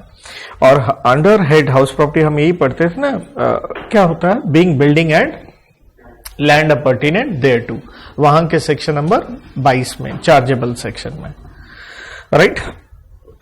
लेकिन कहता है जो आपने घर बेचा है वो कौन सा घर होना चाहिए, लॉन्ग टर्म एसेट, मतलब कैपिटल गेन या कैपिटल एसेट कह लो, कौन सा गेन है, लॉन्ग टर्म गेन, या रिवर्स में कह लो लॉन्ग टर्म कैपिटल एसेट। कहने का मतलब पीरियड ऑफ होल्डिंग क्या होनी चाहिए, 24 महीने से ज्यादा, क्योंकि घर बेचा शॉर्ट टर्म गेन है, एग्जम्पशन नहीं मिलेगा। अब आप पैसा कहां लगा रहे हो, आपने घर बेच के लेना है घर, 1 again RHP, residential house property कहां ले रहे हैं आप, इंडिया में ले रहे हैं। लेकिन कहता है अगर आपका लॉन्ग टर्म गेन 2 करोड़ तक है, कितने का है, तो आपको हम एक ऑप्शन दे रहे हैं, मे एक्वायर व्हाट, 2 घर ले सकते हो। अगर गेन सिर्फ 2 करोड़ तक का है, हम आपको ऑप्शन दे रहे हैं, चाहे 2 घर ले लो, हम देंगे तुम्हें, ठीक है। But this benefit only what, once in lifetime of SSC. तो सबसे पहले आप देखिए, लॉन्ग टर्म गेन 2 करोड़ से ज्यादा है तो सिर्फ एक ही घर ले पाइएगा, 2 करोड़ तक है तो आपके जीवन काल में आप चाहें तो 2 बार 2 घर आप ले सकते हैं, लेकिन एक ही बार। कहने का मतलब 2 घर आज ले लिए, फिर एक बेच के दिया, फिर बेच के और लिया, तो और लोगे तो सिर्फ एग्जाम्पशन किस पे मिलेगी, एक ही घर पे मिलेगी, ठीक है। अब हमने ये इन्वेस्टमेंट कब करनी है, अगर आप बना बनाए घर खरीद रहे हैं, परचेस कर रहे हैं, तो चाहे बेचने से 1 साल पहले खरीद लो, within 1 year before transfer, या बेचने के क्या 2 साल में। और आप अपना बनाना चाहते हो, कंस्ट्रक्शन करना चाहते हो, कंस्ट्रक्शन में समय मिलता है, तो हमने क्या कहा, 3 साल के भीतर बेचने के बाद, राइट। आसान भाषा में मैंने लिख भी दिया, परचेज में -1 पहले 1 +2 और कंस्ट्रक्शन में 3। अब हुआ क्या, आपने इस साल घर बेचा, जी सर बेच दिया, लेकिन आपके पास तो समय पड़ा है ना खरीदने के लिए 2 साल या कंस्ट्रक्शन के लिए 3 साल। और अभी आपने खरीदा या कंस्ट्रक्ट नहीं किया है, लेकिन आपको इनकम टैक्स रिटर्न तो भरना पड़ेगा। जब खरीदा ही नहीं है तो एग्जम्पशन नहीं मिलेगा। तो इसलिए एक सुविधा आपके लिए दी गई है, आप डिपॉजिट करवा दीजिए। कहां? Capital gain account scheme. पूरा लिखना हो तो यहां पूरा लिख लेना भाई। सिंपल भाषा में क्या है? कैपिटल गेन अकाउंट और ऑब्वियसली ऐसे स्कीम में, ये बैंक में आप पैसे जमा करवा दीजिए इस स्कीम में। कहता है if investment note made before what? Filing of ITR, section 139 का 1, ठीक है ना, क्योंकि आईटीआर भरनी है, उससे पहले आप इन्वेस्टमेंट नहीं किए हो तो डिपॉजिट करवा दो। और डिपॉजिट करवा दोगे ना इस स्पेशल स्कीम में, तो हम इसे मान लेंगे to be the cost of investment की घर खरीद लिया है। लेकिन अगर तुम एग्जम्पशन लेंगे और तुमने नहीं खरीदा, अमाउंट अनयूटिलाइज्ड है, किसमें? With in the above specified period, वही 2 साल या 3 साल, तो कहता है फिर भैया हम डीम्ड कैपिटल गेन मानेंगे of previous year in which the specified period expires. तो जैसे समय समाप्त हो गया तो भैया फिर तो हम उस साल की तुम्हारी ये लॉन्ग टर्म गेन मान लेंगे। और नेचुरल है, यहां पे जो गेन माना जाएगा वो कौन सा माना जाएगा? लॉन्ग टर्म ही माना जाएगा। क्यों? क्योंकि पहले भी क्या था? लॉन्ग टर्म ही तो था, राइट। एक सीबीडी का सर्कुलर आता है, मान लीजिए जिस व्यक्ति ने बैंक में पैसे रखे इस स्कीम में, उसका डेथ हो गया और ये समय समाप्त होने से पहले हो गया, 2 साल 3 साल, जो अनयूटिलाइज अमाउंट था वो चार्जेबल नहीं होगा in the hands of legal higher. क्यों? एज नॉट इनकम, क्योंकि वो इनकम तो है नहीं उनके लिए, तो क्या है? रादर डिवॉल्विंग स्टेट, उनको अपने मां बाप की क्या मिल रही है? प्रॉपर्टी मिल रही है। तब हम उसे 2 या 3 साल खत्म होने के बाद क्या नहीं मानेंगे बेटा? Deemed long term gain. अब आपको एग्जम्पशन मिलती कितनी है, उसकी लिमिट क्या है? मान लेते हैं लॉन्ग टर्म गेन आ गया आपका 1 करोड़ रुपया, तो कितना एग्जम्पशन मिलेगा? स्वाभाविक है जितना गेन है उससे ज्यादा तो मिलेगा नहीं। और अमाउंट इन्वेस्टेड या डिपॉजिट, तो मान लो 1 करोड़ गेन है, आप इन्वेस्ट प्लस डिपॉजिट या दोनों में से कोई भी एक चीज किए ही 80 लाख हो, तो यार एग्जाम्पशन तो क्या मिलेगा? विच एवर इज लेस ही मिलेगा। लेकिन उसके ऊपर भी सरकार ने एक रोक लगा दी। क्या सर? मान लेते हैं लॉन्ग टर्म गेन आपका आ गया 18 करोड़। कितना आ गया? तो 18 करोड़ मिल सकती थी एग्जाम्पशन, सरकार ने कह दिया नहीं भैया हम ज्यादा से ज्यादा एग्जाम्पशन कितना देंगे? 10 करोड़ से ऊपर तो हम किसी सूरत में देंगे ही नहीं। अब लोग क्या करते हैं, घर बेचा, इतना बड़ा गेन आ गया, किसने समझाया एक और खरीद लो, एग्जाम्पशन क्लेम कर लो आईटीआर में, और क्लेम करने के बाद फिर बेच देना। सरकार कहती इतने बावले हम नहीं हैं, तो हम आपके ऊपर लगा रहे हैं लिप। यहां लिप का मतलब है लॉक इन पीरियड, जिसका मतलब हो गया जो आप नया घर खरीद रहे हैं, ये नए आरएचपी पे क्या लग रहा है? लॉक लग रहा है, ठीक है, ठीक है। तो यही लिखा on transfer of new asset. अगर आपने उसे बेच दिया है 3 बरस के अंदर, 3 बरस कहां से देखेंगे सर? जिस साल आपने पीसी किया, मतलब पी फॉर परचेज किया, सी फॉर कंस्ट्रक्शन किया, तो एक तरह से 3 साल तक उस घर को मत बेचिए, फिर बेच दीजिए, कोई टेंशन नहीं है। तो कहता है जो एग्जम्पशन क्लेम हुई, जो एक बार उदाहरण ले लेते हैं, मान लीजिए आपने 80 लाख रुपए की एग्जम्पशन ली थी। कितने की? 80 लाख की। 3 साल तक नहीं बेचना था, अब मान लेते हैं 2 साल में आपने बेच दिया। जो नया बेचा, जो नया बेचा उसकी कॉस्ट थी 2 करोड़। क्या थी कॉस्ट? एग्जम्पशन कितनी ली थी? 80 लाख। तो जो नया बेचेंगे जब गेन उसका निकालेंगे तो कितनी कॉस्ट माइनस करेंगे? हम 2 करोड़ ही माइनस करेंगे ना नॉर्मली, लेकिन हमने कहा सॉरी 2 करोड़ माइनस नहीं होगा, जो एग्जम्पशन क्लेम्ड है to be reduced from the cost of new asset. मतलब जो विड्रॉ हुई है ना उसकी एग्जम्पशन, उसको करने का तरीका चेंज हो गया, बिल्कुल वैसे ही हो गया जैसे आपने देखा 51 में 1/4/14 से पहले जो एडवांस हम फॉरफिट किए थे, कहां से रिड्यूस किए थे? कॉस्ट में से। क्लियर? बिल्कुल उसी तरह से। तो एक बार कोशिश करें आप मेरे साथ, इस ये पहला हिस्सा 54 अगर आपने याद कर लिया, the rest is nothing but a cake walk. सिर्फ हल्का सा आपको चेंज उसको हैंडल करना है। तो पहली बात हमने 54 में आसान भाषा में पढ़ा, घर बेच के क्या खरीदा? घर। हम और कौन सा घर है? Long term. ये एग्जाम्पशन हम सिर्फ किसको देंगे? इंडिविजुअल एचएफ को। कब देंगे? जब आपने घर खरीद लिया, again residential house property in India. लेकिन अगर आपका gain, long term gain 2 crore तक रहा, तो हम आपके जीवन काल में once in the lifetime आपको ऑप्शन दे रहे हैं, आप 2 घर भी ले लें तो एग्जाम्पशन मिलेगी, बट वो एग्जाम्पशन सिर्फ एक बार ही रहेगा। अब एग्जाम्पशन किस बात की मिलेगी? या तो नया खरीद लो। सर कब खरीदें? बेचने से 1 साल पहले, विद इन 1 ईयर, और 2 साल बाद में, या कंस्ट्रक्शन के लिए बेचने के 3 साल के भीतर आप कर सकते हैं। ठीक है जी। लेकिन इस दौरान क्या हुआ, आईटीआर की डेट आ गई, तब तक हम नहीं खरीदे, कोई टेंशन नहीं है। बैंक में जाओ, कैपिटल गेन अकाउंट स्कीम में जमा करवाओ, हम उसको डीम्ड आपकी एग्जाम्पशन लेके चलेंगे। लेकिन ध्यान दीजिए, उस पैसे को वो 2-3 बरस में आपने यूटिलाइज करना है। लेकिन वो पीसी वाला 2-3 साल आप यूटिलाइज नहीं किए हो, तो जैसे वो बरस क्या, वो टाइम क्या हुआ समाप्त, उस साल का डीम्ड लॉन्ग टर्म गेन वो बन जाएगा।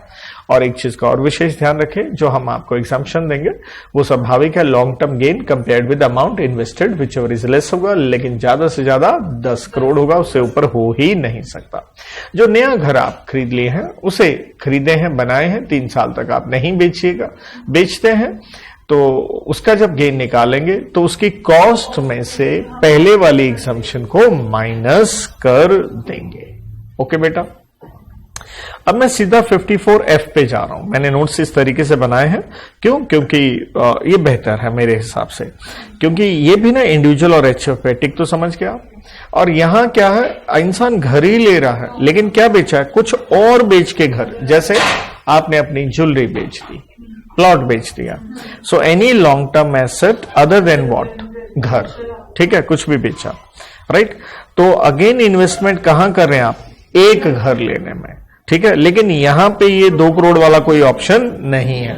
टिक काटे, समझ गए? मतलब ये वाली लाइनें इधर नहीं आएंगी भाई। और कब इन्वेस्ट करना, अरे वो भी सेम है, चाहे 1 साल पहले, 2 साल बाद, 3 साल में कंस्ट्रक्शन। अच्छा, स्कीम वाला भी आंसर कॉपी पेस्ट क्या है, सेम है।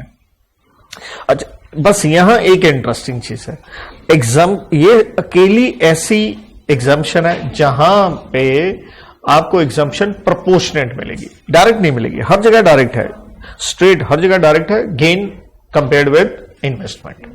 यहां कहता है एग्जाम्पशन का एक फॉर्मूला लीजिएगा, पहले तो उठाओ लॉन्ग टर्म गेन, मान लेते हैं 100 रुपया है। ठीक है, 100 करोड़ का हो, 100 लाख का हो, 100 है। अब आपने क्या खरीदा बेटा? सर हमने नया घर खरीदा, तो उसे इंग्लिश में कहेंगे अमाउंट इन्वेस्टेड। इन्वेस्टेड को या वही स्कीम में जो डाले, फिर से गेन कितना था मेरे एग्जाम्पल में, 100 रुपया। मान लेते हैं नया घर जो आप खरीदे हो या डिपॉजिट में डाले हो 200 रुपए, तो 100 इंटू क्या करोगे, 200 divided by NC. NC means net consideration. Sir किसका नेट कॉन्सिडरेशन? अरे जो भी आपने एनी अदर बेचा, जो भी आपने बेचा, लेट्स से जो बेचा था उसकी नेट कॉन्सिडरेशन है 300 रुपए। कितना? तो इसलिए 100 रुपए गेन था, इन्वेस्ट कितना किया, 200 डिवाइडेड बाय क्या हो गया, 300 हो गया। इज दैट ओके और नॉट? कहने का मतलब है जितना यहां तुम्हारा लॉन्ग टर्म गेन था वो पूरा का पूरा एग्जम्प्ट होने वाला है ही नहीं। क्लियर है? सरकार कहती घर बेच के घर खरीदोगे पूरा एग्जम्प्ट हो सकता है, यहां होगा नहीं, क्योंकि प्रोपोर्शनेट होने वाला है। और यहां पे भी लिमिट वही रहेगी 10 करोड़ की। और यहां पे भी आपके ऊपर हम लिप लगा रहे हैं 3 साल के अंदर from the date of purchase और कंस्ट्रक्शन। लेकिन यहां थोड़ा रिवर्स ध्यान दीजिएगा, यहां हम क्या किए थे, उस घर की कॉस्ट में से रिड्यूस कर दिया था हमने। लेकिन यहां हम क्या कह रहे हैं, exemption claimed is treated as, clear है? तो वो जो घर खरीद के बेच रहे हो उसकी कॉस्ट में से नहीं माइनस किया, यहां स्ट्रेट वे भाई वो डीम्ड क्या बन गया, long term gain. Is that okay? क्योंकि जो घर 3 साल, मान लो 1 साल के अंदर घर बेच रहे हो, उसका तो गेन वैसे ही क्या है, शॉर्ट टर्म ही आएगा। ये सीधा ही क्या बनना है, डीम्ड लॉन्ग टर्म गेन। यह एक अलग से कंडीशन है, अदर लिखा मैंने, कहता है when long term capital asset is transferred, जो भी आपने बेचा था ज्वेलरी प्लॉट ये वो, assessee not to own more than what, 1 घर। मतलब कुछ और बेच के घर ले रहे हो ना, मान लो आपके पास 5-7 घर हैं, तो किस बात का एग्जम्पशन दे हमें? तो हमने कहा ज्यादा से ज्यादा जब तुम घर लेने जा रहे हो उससे पहले एक है चलेगा, not to own more than 1 घर and not to purchase any other घर विद इन व्हाट, 2 years या कंस्ट्रक्ट विद इन 3 years। तो समझ लो जब बेचने गए और नया घर लेने गए तब आपके पास एक था, कोई टेंशन नहीं है, एक और ले लिया, मिल गई एग्जम्पशन। लेकिन उसके बाद एक और ले लोगे, सॉरी फिर गड़बड़ हो जाएगा, क्योंकि हमने कहा तीसरा घर नहीं लेना, ना 2 साल में ना 3 साल में कंस्ट्रक्ट करना है, वरना क्या होगा, वरना वही होगा जो यहां हुआ। Otherwise deem long term gain in the year of PC stands for purchase और कंस्ट्रक्शन। ओके, तो 54 को बेस बना करके आप अगले याद कीजिए। तो इसलिए मैं कह रहा था exemptions are not tough, they are pretty cool, right. अब 54 का ईसी क्या है, देखिए यहां एसएससी चेंज हो गया, यहां एसएससी क्या आ गया, कोई भी, चाहे आप कंपनी क्यों ना हो, अब इंडिविजुअल एचएफ नहीं है। लेकिन फिर भी मैं एक आम आदमी के हिसाब से बात करना इसे पसंद करता हूं। 54 ईसी, आप अपना मान लो घर ही बेचे हो, जैसे मैंने लिख दिया घर बेचा, लैंड बिल्डिंग कुछ भी बेची, बेच के यहां पैसे किस में डालना, आपने बॉन्ड्स खरीदने, सरकारी बॉन्ड, राइट। तो कई बार तो इसलिए देखिए एसएससी कोई भी आ गया, लेकिन बेचा क्या है, घर या एलबीबी मैंने लिखा, यहां पे भी घर से स्टार्ट हुए थे, यहां घर बेचा, घर बेच के घर, यहां कुछ और बेच के घर, यहां घर बेच के क्या लिया है, बॉन्ड लिया है। और यहां घर को लेकिन अकेला घर कहना उचित नहीं है, एग्जैक्टली वर्ड क्या है, लैंड बिल्डिंग और बोथ। यहां बात किसकी हो रही है, इमूवेबल। तो एग्जैक्टली जो घर को है उसको किस में मत ले लीजिएगा, लिटरल सेंस में मत ले लीजिएगा। ये तो जस्ट मैंने वो कहते हैं ना कहने के लिए, थोड़ा कूल करने के लिए, वरना सिंपल है, क्या बेचा है, लैंड बिल्डिंग और बोथ। यहां कोई रेजिडेंशियल की बात नहीं हो रही है, चाहे भाई आपका क्या हो, अरे लैंड तो लैंड ही होता है, वो तो घर ही नहीं हुआ भाई, राइट। तो आपका कमर्शियल भी तो हो सकता है ना यहां पे, तो वो ध्यान दीजिएगा। और फिर से देखिएगा कंडीशन वही आ रही है, क्या है, लॉन्ग टर्म होना चाहिए। अब किसमें पैसा लगा है, बॉन्ड्स में। बॉन्ड्स क्या हो, कम से कम 5 साल के बाद रिडीमेबल हो। अब ये बॉन्ड किसके हैं, सरकारी अथॉरिटीज हैं, ये 6 लिखी हैं, national highway authority of India, rural electrical corporation, power finance corporation, Indian railway finance corporation, housing urban development corporation, Indian renewable energy development का एजेंसी। ओके, और ये कब खरीदनी है, यहां दोनों में तो टाइम पीरियड सेम चल रहा था, यहां हमने दिया आपको 6 महीने, और 6 महीने कहां से, जिस दिन आपने एलबीबी बेचा, ठीक है। अब यहां ये डिपॉजिट वाला पॉइंट यहां तो एप्लीकेबल होगा ही नहीं, टाइम ही 6 महीने दिया हमने।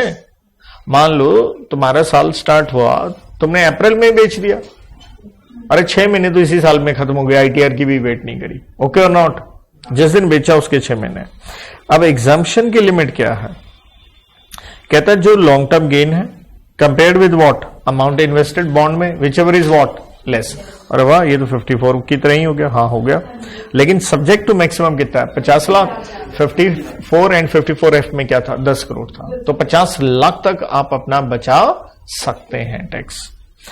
अब लिप क्या है, यहां पे भी लिप है, लॉक इन पीरियड। जो बॉन्ड खरीदो ना, तुम बेचोगे नहीं 5 साल तक, 5 साल तक लिप रहेगा, बेचोगे नहीं। और बेचना तो छोड़ो, तुम गिरवी भी नहीं रख सकते, कर सकते। इज ट्रांसफर्ड और कन्वर्टेड इनटू मनी या avails loans and advance on what, security, मतलब गिरवी भी नहीं रख सकते, वरना क्या होगा, ऑब्वियसली जो एग्जाम्पशन क्लेम्ड है वो क्या बन जाएगी, deemed long term capital, D से डीम्ड लॉन्ग टर्म होगा, ठीक है। अदर्स में यहां कुछ नहीं है, राइट बेटा। कहानी आगे बढ़ती है 54B में, यहां से फिर से लौट के आता है एसएससी, इंडिविजुअल और एचयूएफ। अब की बार वो क्या बेच रहा है, जमीन बेच के जमीन ले रहा है। अरे सर, आप हमें 2 का 14 पढ़ाए थे कैपिटल एसेट, और आप तो बोले थे रूरल एग्रीकल्चर लैंड क्या नहीं होता, कैपिटल एसेट, तो उसको बेच के तो कोई रोला ही नहीं। तो स्वाभाविक है, कौन सा जमीन बेचे हो तुम, अरे तुम अर्बन बेच के क्या ले रहे हो, जमीन, और कौन सी ले लो, चाहे लेने में चाहे रूरल ले लो। तो इसलिए आपने क्या बेची, अर्बन एग्रीकल्चरल लैंड बेची। तो यहीं पे चाहे लॉजिक लिखना हो, क्योंकि सिंपल सी बात है, वो लॉजिक क्या निकला, अरे रूरल एग्रीकल्चरल लैंड क्या नहीं होता, not capital asset, under section कौन सा, 2 का 14, ठीक है, वो तो वैसे ही एसेट नहीं है, ठीक है। यहां एक कंडीशन है, वो जो जमीन तो बेचे हो ना, उसका यूज किया गया हो एग्रीकल्चर पर्पस के लिए, वो भी कम से कम कितने साल, 2 साल, तो चाहे तुम्हारे द्वारा इंडिविजुअल या तुम्हारे क्या पेरेंट्स के द्वारा, इसलिए वो 2 साल आ गया ना यूज, तो इसलिए आंसर चेंज होके क्या हो गया, लॉन्ग टर्म की बजाय वैसे तो बाय डिफॉल्ट लॉन्ग टर्म ही दिखता, लेकिन अप टू 2 साल तो क्या होता है, शॉर्ट टर्म भी होता है, इसलिए शॉर्ट टर्म या लॉन्ग टर्म, यहां शॉर्ट टर्म वर्ड भी आ गया। अब खरीदना क्या है, खरीदनी जमीन ही है, कौन सी खरीद लो, लेकिन अर्बन या रूरल, और कब तक खरीदनी है, 2 साल है, पहले नहीं लगेगा टाइम पीरियड, जैसे 1 साल होता था घर वाले में, वो नहीं है। कंस्ट्रक्शन तो यहां हो नहीं सकती बेटे, जमीन की कंस्ट्रक्शन नहीं होती, ठीक है। देन कोई यहां स्कीम में पैसे वाला जो पॉइंट है बिल्कुल एप्लीकेबल और कॉपी पेस्ट ही एप्लीकेबल है, जो 54 में आया, 54 का एफ में आया, और यहां आगे आपका 54 का बी में, क्लियर, वही till the date of filing of return ये डाल दो, और फिर 2 साल तक क्या कर लेना, यूटिलाइज कर लेना, ठीक है। देन एग्जाम्पशन कितनी आई, वो लॉन्ग टर्म वर्ड हटा के मैंने सीधा कैपिटल गेन लगा दिया, और अमाउंट इन्वेस्टेड या डिपॉजिटेड विच एवर इज, लेकिन यहां कोई लिमिट वो 10 करोड़ या 50 लाख वाली नहीं है। देन अगला क्या था, अपना लिप था, तो यहां पे भी लिप है, और सेम कौन सा है, 54 वाला। 54 में लिप क्या था, अरे नहीं बेचनी 3 साल के अंदर, और बेच दोगे तो वो जो नया बेचा उसकी कॉस्ट में से क्या कर देंगे, रिड्यूस, सेम है लेकिन एक ट्विस्ट के साथ। बट मान लो तुमने खरीदी कौन सी, and sold within what, exemption claimed withdraw नहीं होगी, जैसे मैंने ऊपर लॉजिक लिख के दिया, यहां लिख के दे रखा है, as rural agriculture land not capital asset under क्या, 2 का 14, क्लियर। लेकिन इसको पढ़ना जरूरी है, मैंने पहले भी आपको शो किया था 2 का 14 के साथ। एक एग्जाम्पशन मिलती है 10 का 37 में, किसकी, अगर कैपिटल गेन हुआ है, कंपल्सरी एक्वायर की है तुम्हारी क्या, अर्बन एग्रीकल्चर लैंड, इंक्लूडिंग तुम्हें कल क्या मिल जाए, एनहांस्ड कॉम्पनसेशन, है वही एसएससी इंडिविजुअल और एचएफ। कंडीशन यूज क्या होना चाहिए, 2 साल before the date of transfer by individual parents और एचएफ। तो ये है, सरकार ने एक्वायर कर ली तो भैया और एश लगी, चाहे अर्बन थी, 10 का 37 में वैसे एग्जाम्प्ट होगी, आपको 54 में आने की जरूरत ही नहीं है। Okay cool.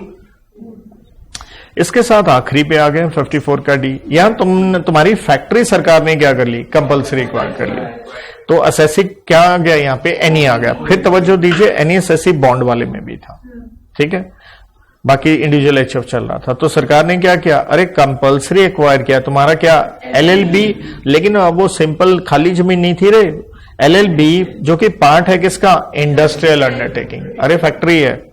अच्छा यहां पे भी वही क्या है, कोई भी गेन हो, शॉर्ट टर्म या लॉन्ग टर्म, तुमने खरीदना क्या है, न्यू एलएलबी, किसके लिए, फैक्ट्री। ये होता है ना, शहरों से फैक्ट्री उठा के शहर के बाहर पटकने, ये उसके लिए होता है, ठीक है।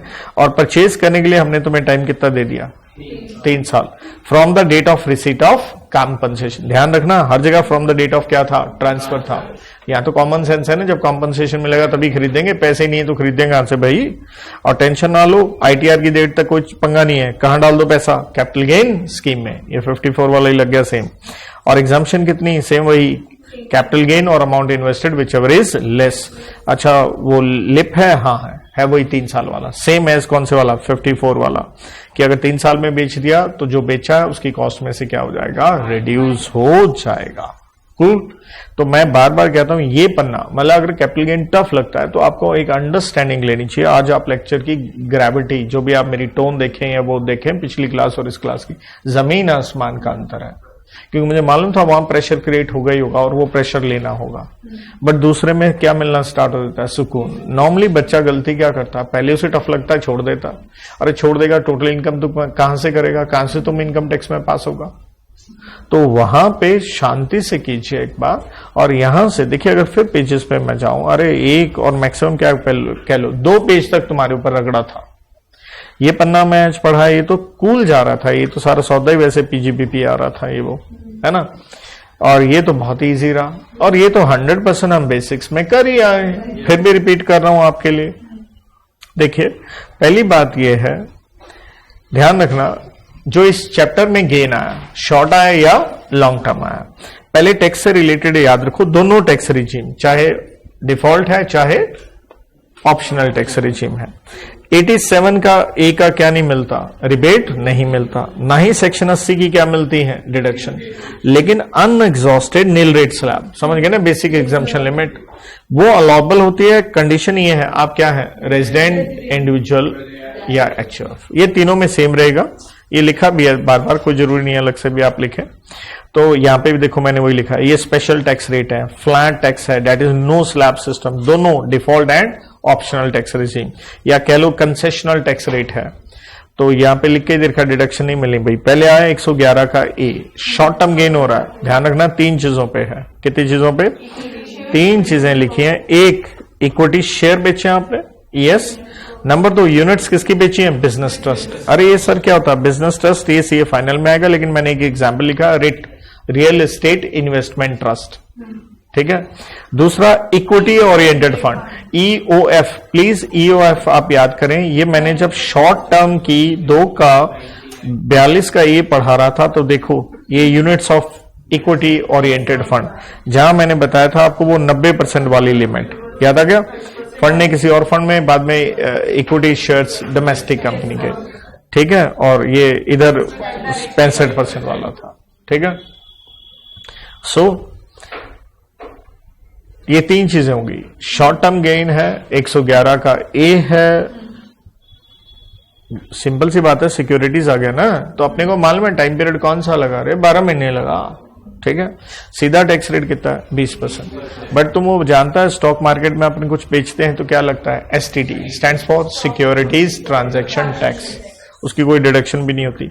लेकिन अगर आप आईएफएससी कंपनी है, stands for international financial service company, जैसे लॉ की कक्षा में, कॉर्पोरेट लॉज में बढ़िया पढ़ाया जाता है, वहां एसटीटी नहीं लगता। अगर ट्रांजैक्शन किस में हो रही है? फॉरेन करेंसी में हो रही है, और कहां पे बेची जा रही है? रिकॉग्नाइज्ड स्टॉक एक्सचेंज, और वो कहां पे है? आईएफएससी सेंटर, जो कि आप जानते हैं गिफ्ट सिटी, अहमदाबाद, गुजरात, एक ही जगह है।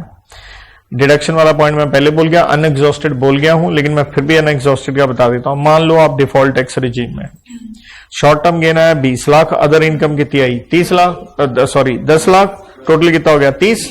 यहां कोई टेंशन नहीं है। बट मान लो अदर इनकम है 1 लाख, और नील रेट स्लैब तुम जानते हो कितनी होती है? 4 लाख होती है, ठीक है।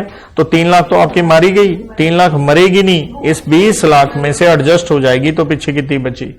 17 लाख पे 20% टैक्स आ जाएगा। ओके, तो एग्जाम्पल भी लिख दिया, गलती ना करो आप। 112 का ये आ गया, अरे सेम वही है, लॉन्ग टर्म गेन।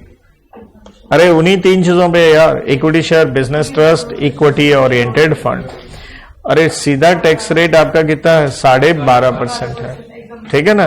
देख लिया, ऊपर 20 था, लॉन्ग टर्म में फायदा हो गया 12.5, अरे डबल फायदा हो गया, 1,25,000 एग्जाम्प्ट भी कर दिया। तो मान लो अगर 7 लाख रुपए तुम्हारा लॉन्ग टर्म गेन है, पहले 1,25 माइनस करो, फिर 12.5 का टैक्स ठोकोगे। वही condition STT, IFSC, business trust, deduction, unexhausted बता दिया। रिबेट वाला मैंने इकट्ठे बताई दिए थे, एक के लिए क्या, ये तो तीनों सेक्शन के लिए मैं लिख के दिया हूं। कोई रिबेट ना 100 शॉर्ट टर्म में, ना 112 के में, ना नॉर्मल 112 में, ठीक है। लेकिन यहां देखना, जो मैं बोनस शेयर की बात कर रहा था, वो पॉइंट यहां क्या अटकता है? सेक्शन 55 में। आगे 55 अगेन देखो, कॉस्ट ऑफ एक्विजिशन, क्या बेचे हैं? इक्विटी शेयर यूनिट्स, लेकिन खरीदे कब थे? 1/2/18, ये बोनस शेयर वाला, ठीक है, उससे पहले खरीदे थे। तो कहता कॉस्ट क्या लेंगे? कहता कॉस्ट तो वही लेंगे जो कॉस्ट होती है, लेकिन उसको कंपेयर करेंगे 2 चीजों से, एक फेयर वैल्यू ऑफ कंसिडरेशन, और दूसरा किसके साथ? फेयर मार्केट वैल्यू, इस डेट से पहले 31 जनवरी 18 को। तो फेयर वैल्यू ऑफ कंसिडरेशन और फेयर मार्केट वैल्यू 31 जनवरी 18 का लो, उनमें से दोनों का क्या निकालो? Which ever is less. उस लेस को किससे कंपेयर करो? एक्चुअल कॉस्ट से। उन दोनों का क्या लो? हायर लेकर के क्या मानी जाएगी? कॉस्ट। अब प्रॉब्लम आई, ये फेयर मार्केट वैल्यू जो है, ये कैसे कंप्यूट करनी है 31 जनवरी 18 को? कहता अगर ये है लिस्टेड इक्विटी शेयर या यूनिट्स, ठीक है, और अगर ट्रेडिंग हुई है 31 जनवरी को, 31 जनवरी का सबसे क्या उठा लो? हाईएस्ट रेट, उस दिन जो सबसे ऊपर रेट गया।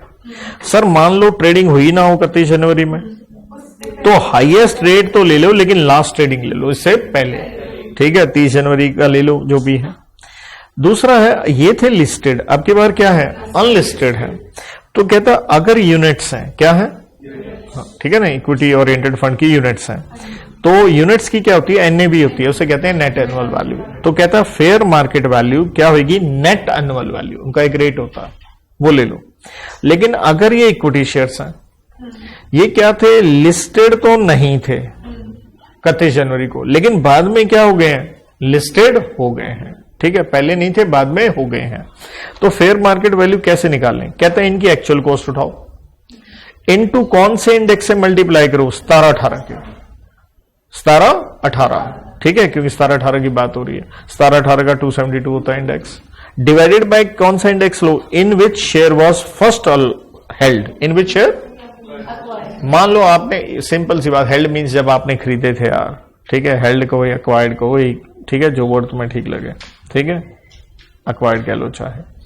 तो मान लो तुमने खरीदे थे 2011-12 में, तो डिवाइड बाय इंडेक्स किसका आ गया, 11-12 का आ गया। बट मान लो तुमने ये खरीदे थे 96-97 में, मतलब जो भी है, तो 96-97 में लिए, तो वो कौन सा कंसेप्ट लग गया, फेयर मार्केट वैल्यू 1/4/2001, तो डिवाइड बाय इंडेक्स किसका आएगा फिर, 1-2, विच एवर इज क्या लेटर, समझ गए। तो इस तरह से आपको ये करना पड़े। आखिर में हमारे पास बचता है 112, लॉन्ग टर्म गेन है, पहली बात कर रहे थे, क्या बात किए थे हम, कि अगर तुमने एलबीबी, वही आ गया long term gain, LBB immovable property यार, ठीक है ना, तो अगर तुमने इमूवेबल प्रॉपर्टी बेची है, किसने, इंडिविजुअल एचएफ, अगर वो रेजिडेंट है और वो खरीदी है कब, 23 जुलाई से पहले, हमने यहां आपको ऑप्शन दे दी थी, याद आ गया, यहां तुम इंडेक्सिंग कर सकते थे 20%, लेकिन विदाउट क्या होगा, 12.5, तो उनमें से निकाल के देख लो, जो तुम्हें सस्ती पड़े वो वाली चूज कर लो। और अगर कोई और एसेट है, कोई और एसेट में मेरे एग्जांपल देखो, लैंड एंड बिल्डिंग भी हो सकती है, बट कौन सी, ऑन और आफ्टर 23 जुलाई, फिर ये नहीं है भाई इंडेक्सिंग, फिर सीधा 12.5 या कोई ज्वेलरी है। तीसरा है ट्रांसफर किए हो, क्या किए हो, अनलिस्टेड। सर अनलिस्टेड की क्यों बात हो रही है, दिमाग लगाओ ना, लॉन्ग टर्म गेन की बात हो रही है। अरे अगर वो लिस्टेड होते तो कहां आ जाते, तो वो कहां जाते, 112 का ए में आ जाते, क्योंकि वहां हम ये कह रहे हैं securities transaction tax is paid, that is listed. तो अनलिस्टेड सिक्योरिटीज हैं, किसकी हैं, क्लोजली हेल्ड, जो थोड़ी देर पहले हमने दिखाया भी मैंने, 2/18 में क्या था, वाइडली हेल्ड या public in which people are substantially interested, या मैंने आसान में प्राइवेट भी लिख दिया। और दूसरा याद करो नॉन रेजिडेंट एसएससी, जो मैंने फर्स्ट प्रोविजन 48 की दिखाई थी, वो average telegraphic buying and selling rate वाला, कि इंडेक्सिंग नहीं होगी, तो इसके केस में 12.5% होगा, और विदाउट क्या होगा, एंड विदाउट क्या होगा, फॉरेन करेंसी फ्लक्चुएशन। मैं कह जी ओके, लेकिन पता क्या, अभी तुमने यहां कर लिया, लेकिन प्लीज इनको सामने रख के, जिसका हाथ कैपिटल गेन में टाइट है, सिर्फ छोटे से थोड़े से नोट्स हैं, सामने रखो और एक एक क्वेश्चन आने दो। ये नहीं कि आपको 50 पेज खोलने, सारा सौदा मैंने हार्मोनाइज। इंपॉर्टेंट बात क्या होती है, आप एक चीज पढ़ते हो दूसरी पता ही नहीं है, तो आप देखो हर जगह मैं लिख देता हूं, ये सैलरी हेड में आया, ये पीजीपीपी में आया, ये यहां है, ये वहां है, उस यूटिलिटी को आप यूज करो। तो भैया आई होप सो आपको यूटिलिटी मिली हो, wish you the best, good luck, thank you.